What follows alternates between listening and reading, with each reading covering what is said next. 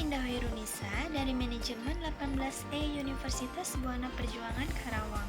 Nah, kali ini saya akan menjelaskan bagaimana emosi dan persepsi dapat mempengaruhi pelayanan pada klinik dan rumah bersalin Nur Anissa Karawang. Menurut Daniel Goleman, emosi merujuk pada suatu perasaan atau pikiran-pikiran khasnya, suatu keadaan psikologis dan biologis, serta kecenderungan untuk bertindak atau melakukan sesuatu. Menurut Robbins, persepsi adalah suatu proses yang ditempuh oleh individu-individu untuk mengorganisasikan dan menafsirkan kesan indera mereka agar dapat memberikan makna kepada lingkungan mereka. Di dalam sebuah organisasi ataupun perusahaan terdapat berbagai macam individu yang memiliki berbagai macam karakter, yang memiliki kecerdasan emosional yang beragam dan juga cara pandang mereka yang berbeda.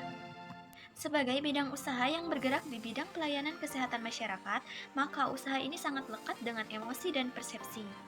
Bagaimana kita sebagai pelaku dari bisnis ini dan juga seseorang yang terlibat di dalam bisnis ini dapat mengontrol emosi yang kita rasakan apabila kita sedang berhadapan dengan pasien atau sedang melayani pasien. Setiap individu pasti memiliki emosional dan juga persepsi yang berbeda. Sikap, perilaku, dan juga kepuasan konsumen ataupun pasien sangat tidak bisa dipisahkan sebagai penyedia jasa di bidang kesehatan.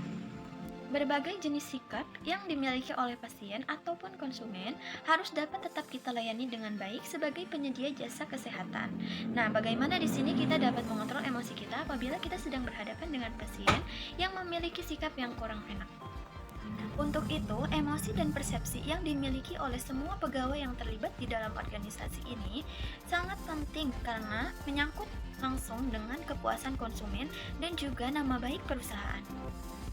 Maka dari itu, kita sebagai individu yang terlibat di dalam suatu perusahaan dalam bidang pelayanan kesehatan harus dapat mengontrol emosi yang kita rasakan dan juga cara pandang kita terhadap lingkungan sekitar. Karena bagaimanapun juga, kedua hal tersebut apabila berlebihan dapat berpengaruh kepada tindakan kita selanjutnya. Hal yang biasanya dilakukan oleh para pegawai yang ada di klinik dan umum bersalin Nur Anissa pada saat kita merasakan emosi yang memuncak adalah yang pertama dengan tersenyum. Dalam menghadapi segala macam jenis sikap pasien, maka yang dapat kita lakukan adalah tetap menjaga mood kita dan tetap tersenyum. Karena bagaimanapun juga apabila kita tersenyum, maka kondisi hati kita perlahan-lahan akan mulai membaik. Yang kedua adalah mengalah. Nah, emosi juga dapat terjadi apabila adanya ego yang kuat antara kedua belah pihak.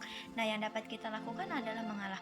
Nah, mengalah ini dapat meminimalisir adu argumen yang dilakukan atau yang terjadi kepada kedua belah pihak. Dan yang terakhir, kita harus dapat memandang persepsi kita terhadap pasien dengan cara pandang yang positif.